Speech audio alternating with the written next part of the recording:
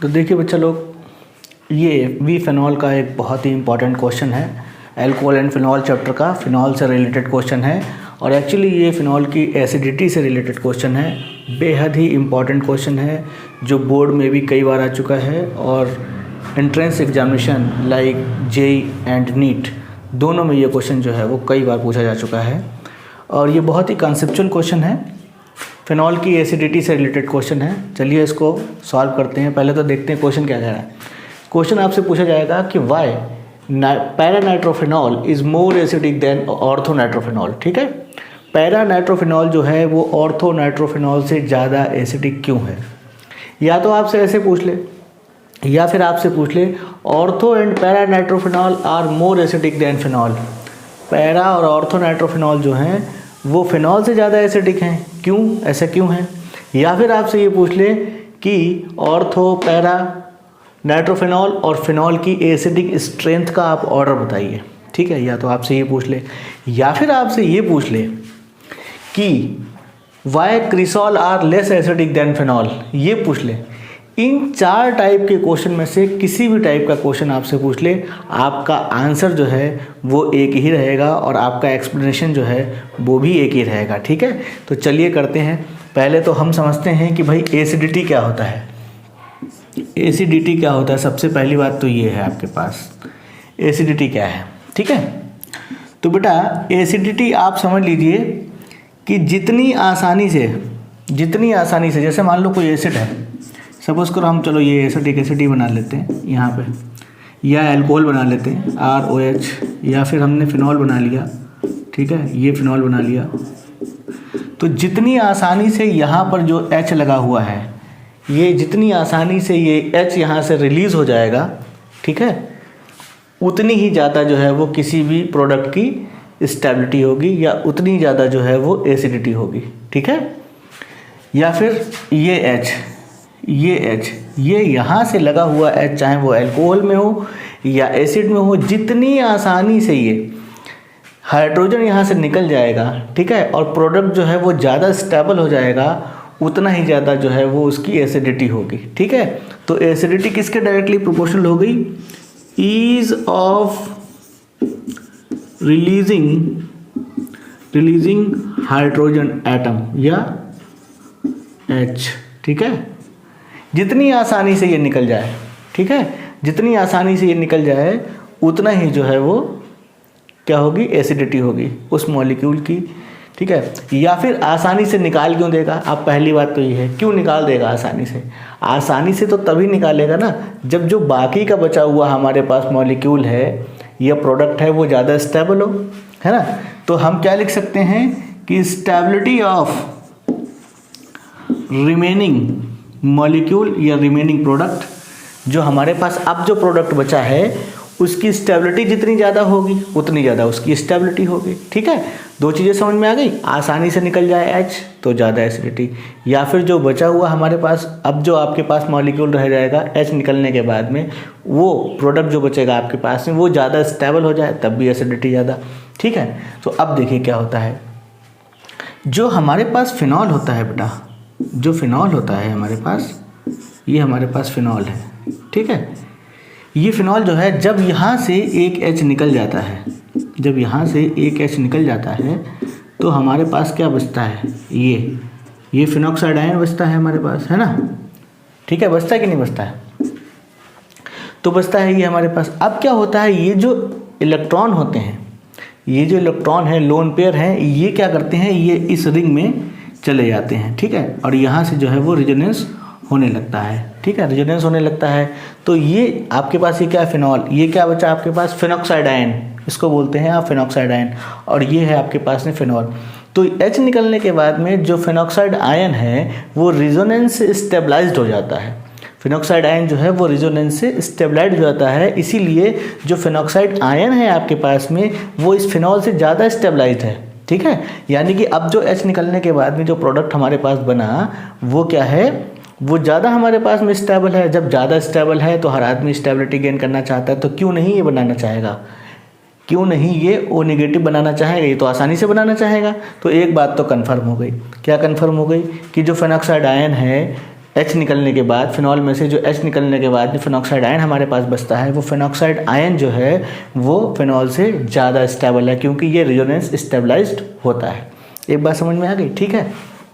अब दूसरी बात समझिए, दूसरी बात समझाते हैं आपको। देखिए अब दूसरी बात समझिए, मैंने आपको बोला कि जो एसिडिटी होती है वो आसानी से निकल जाए, आसानी से H निकल जाए तो ज़्यादा स्टेबल होगा, है ना। तो जो एसिडिटी होती है किसकी, फिनॉल की। अब फिनॉल की एसिडिटी की बात करते हैं, वो डायरेक्टली प्रोपोर्शनल होती है बेटा electron withdrawing group, drawing group, ठीक है, और इनवर्सली प्रोपोर्शनल होती है इलेक्ट्रॉन रिलीजिंग ग्रुप, ठीक है। ऐसा क्यों होता है, ऐसा बताते हैं आपको। देखिए ऐसा इसलिए बताते हैं कि यहाँ पे देखो, जो हमारे पास ये फिनॉल है, फिनॉल है, ये H लगा हुआ है, तो यहाँ से क्या होगा, जितनी आसानी से ये वाला जो शेयरिंग पेयर वाला इलेक्ट्रॉन है, जितनी आसानी से ये इलेक्ट्रॉन ऑक्सीजन अपनी तरफ खींचेगा, जितनी तेज़ी से खींचेगा, उतना ही जल्दी ये बॉन्ड ब्रेक होगा, और उतनी ही जल्दी जब ये बॉन्ड ब्रेक होगा तो क्या होगा, ये क्या होगा, H आसानी से निकल जाएगा। जब H आसानी से निकल जाएगा तो एसिडिटी ज़्यादा होगी। ये बात समझ में आ रही है।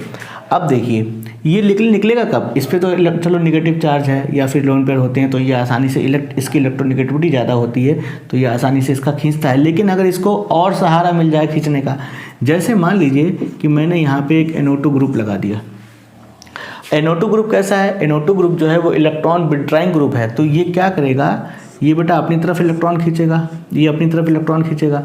जब अपनी तरफ इलेक्ट्रॉन खींचेगा तो ये जो कार्बन लगा है यहाँ से, ये वाले बॉन्ड ये अपनी इसकी तरफ इलेक्ट्रॉन को भेजेंगे। जब इसकी तरफ इलेक्ट्रॉन को भेजेंगे तो यहाँ पे कमी हो जाएगी।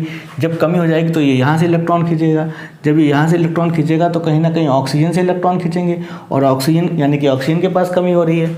ऑक्सीजन के पास में जब कमी हो रही है तो क्या करेगा, ये यहाँ से इलेक्ट्रॉन खींचेगा, और जब ये यहाँ से इलेक्ट्रॉन खींचेगा तो ये आसानी से टूट जाएगा, और टूटने के बाद में जो है वो क्या हो जाएगा, रिलीज़ हो जाएगा। और आसानी से जो है फिर देखा, आसानी से हो जाएगा रिलीज़। जब आसानी से रिलीज़ हो जाएगा तो क्या होगा, उसकी एसिडिटी जो है वो बढ़ जाएगी, ठीक है, इसकी एसिडिटी जो है वो बढ़ जाएगी। इसका उल्टा अगर मान लीजिए यहाँ पर कोई ऐसा ग्रुप लगा होता, मान लीजिए यहाँ पे कोई ऐसा ग्रुप लगा होता जैसे ये CH3 लगा हुआ है, तो ये क्या है बेटा, ये इलेक्ट्रॉन रिलीजिंग ग्रुप है। इलेक्ट्रॉन रिलीजिंग ग्रुप है तो यहाँ पे क्या करता है, ये इलेक्ट्रॉन की डेंसिटी यहाँ पे बढ़ाता, फिर ये यहाँ वाले भी बढ़ाते, फिर ये यहाँ पे वाले भी बढ़ाते। जब इसके पास इलेक्ट्रॉन डेंसिटी ज़्यादा बढ़ जाती तो ये क्या करता, ये आसानी से इसको जो है पकड़ के रखे रहता है, और पकड़ के रखे रहता है तो क्या होता है कि हाइड्रोजन यहाँ से रिलीज़ नहीं होता, और हाइड्रोजन यहाँ से रिलीज़ नहीं होता तो एसिडिटी जो है वो कम हो जाती, वीक हो जाती, या फिर कम हो जाती है ना, वीक हो जाती है यहाँ से एसिडिटी। तो एक बात तो हमारे ये हुआ आपके पास में इलेक्ट्रॉन विथड्रॉइंग ग्रुप और इलेक्ट्रॉन रिलीजिंग ग्रुप का एक्सप्लेनेशन। अब देखिए अब दूसरी बात बताते हैं आपको, ठीक है। तो एक बात तो समझ में आ गई, क्या समझ में आ गई, कि अगर हमारे पास दिखाई दे रहा है, अब देखिए, चलिए देखो इसको मिटाते हैं,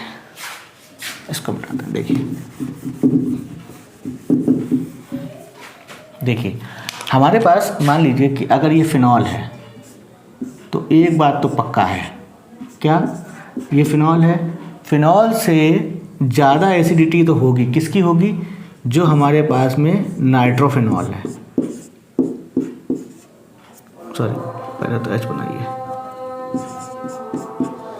ये है, तो इसकी एसिडिटी तो जाहिर सी बात है ज़्यादा होगी, क्योंकि यहाँ पर मान लीजिए लगा है नाइट्रो ग्रुप, है ना, चाहे वो ये हो या फिर ये हो। अभी देखे रहिए, अभी मैं एक्सप्लेन कर रहा हूँ, आप लोग घबराइएगा नहीं, सोच रहे हो सर जी कुछ और बता रहे हैं, चाहे वो ये हो,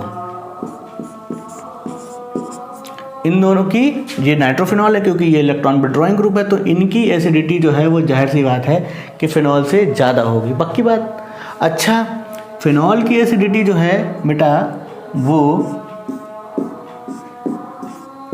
ये आपके पास में क्या हुआ, क्रिसॉल हुआ, ठीक है, ये क्रिसॉल हुआ, ऑर्थो क्रिसॉल, ठीक है। तो इसकी एसिडिटी जाहिर सी बात है कि फिनॉल से कम होगी। क्यों कम होगी, क्योंकि ये जो है बेटा एक इलेक्ट्रॉन रिलीजिंग ग्रुप है और ये दोनों जो है वो इलेक्ट्रॉन विथड्रॉइंग ग्रुप है। इतना तो समझ में आया। ये देखिए आपके पास में ऑर्डर धीरे धीरे बनता चला जा रहा है। अब बात यहाँ पे आ रही है कि इन दोनों में से कौन सा वाला ज़्यादा स्ट्रांग है, इन दोनों में से कौन सा ज़्यादा स्ट्रांग है, किसकी एसिडिटी ज़्यादा स्ट्रांग है, ठीक है, ये कौन सा ज़्यादा एसिडिक है। तो हम इनकी बात कर लेते हैं। अब हम इनकी बात कर लेते हैं, ठीक है। तो देखिए इनकी बात करते हैं, इधर लिखते हैं। देखो भाई,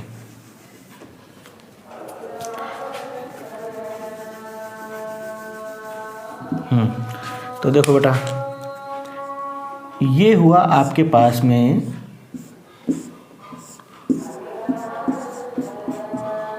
ऑर्थो नाइट्रोफिनॉल, है ना, ये डबल बॉन्ड और ये सिंगल बॉन्ड, ठीक।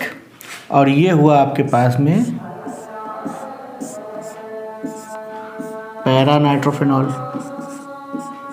ठीक। ये हो गया। आपको पता होगा कि ऑर्थो नाइट्रोफिनॉल जो है उसमें ये वाला ऑक्सीजन जो है वो इस वाले हाइड्रोजन के साथ में इंट्रामोलेकुलर हाइड्रोजन बॉन्डिंग, इंट्रामोलेकुलर हाइड्रोजन बॉन्डिंग बना लेता है ना, इंट्रामोलेकुलर हाइड्रोजन बॉन्डिंग बना लेता है। अब जब इंट्रामोलेकुलर हाइड्रोजन बॉन्डिंग बन गई तो बेटा ये वाला हाइड्रोजन जो है वो इसके साथ में अटैच हो गया, इसके साथ में अटैच हो गया, तो इसका निकलना अब यहाँ से मुश्किल है, इसका निकलना जो है वो यहाँ से मुश्किल है। जबकि यहाँ पर देखिए इस पैरा वाले में ऐसी कोई भी बॉन्डिंग आपको दिखाई नहीं दे रही है, पैरा वाले में ऐसी कोई भी बॉन्डिंग इस वाले हाइड्रोजन के साथ में नहीं दिखाई दे रही है। तो इसका मतलब क्या, ये वाला हाइड्रोजन जो है वो फ्री है, ये इलेक्ट्रॉन यहाँ से खींचेगा तो ये आसानी से जो है वो निकल जाएगा। जबकि ये इलेक्ट्रॉन यहाँ से खींचेगा तो ये आसानी से नहीं निकलने वाला होगा, यहाँ पे कमी हो जाएगी इलेक्ट्रॉनों की ऑक्सीजन पे, तो ये खींचेगा अपनी तरफ, लेकिन ये इधर से भी जुड़ा हुआ है। तो इसका मतलब क्या है, इसका मतलब ये है कि यहाँ से जो है वो हाइड्रोजन का निकलना मुश्किल है, हाइड्रोजन का निकलना मुश्किल है इसकी अपेक्षा, जबकि यहाँ से जो है वो ये आसान है, यहाँ से निकल जाएगा। तो इसका मतलब क्या हुआ, इन दोनों में इसकी एसिडिटी जो है वो कम है और इसकी एसिडिटी जो है वो ज़्यादा है ना, क्योंकि यहाँ तो आसानी से निकल आ रहा है और यहाँ पे जो है वो नहीं निकल पा रहा है। तो यही बात यहाँ पर थी, why para nitrophenol is more acidic. यही रीज़न है कि पैरा नाइट्रोफिनॉल, ये पैरा है, ये पैरा नाइट्रोफिनॉल है, पैरा नाइट्रोफिनॉल जो है वो ज़्यादा एसिडिक है ऑर्थो नाइट्रोफिनॉल की अपेक्षा, है ना, ऑर्थो नाइट्रोफिनॉल की अपेक्षा जो है वो पैरा नाइट्रोफिनॉल ज़्यादा एसिडिक है ना। या फिर ortho and para nitrophenol are more acidic than phenol. ये मैंने आपको बताया कि ऑर्थो और पैरा जो हैं वो फिनॉल से ज़्यादा एसिडिक होंगे क्योंकि दोनों पे इलेक्ट्रॉन विड्रॉइंग ग्रुप लगा हुआ है, ठीक है। या फिर मैंने बोला cresol are less acidic than phenol, cresol जो है वो क्या है, फिनॉल से कम एसिडिक है, इसका भी रीज़न मैंने आपको बताया। तो ये एक तरीके से आपके पास में जो है पूरा एसिडिटी का एक्सप्लेनेशन हुआ। बहुत ही प्यारा क्वेश्चन है और कई बार जो है वो बोर्ड में, जेई में, नीट में आया हुआ है, ठीक है। तो चलिए अगले क्वेश्चन पे करते रहेंगे ऐसे ही धमाकेदार। Okay, all the best.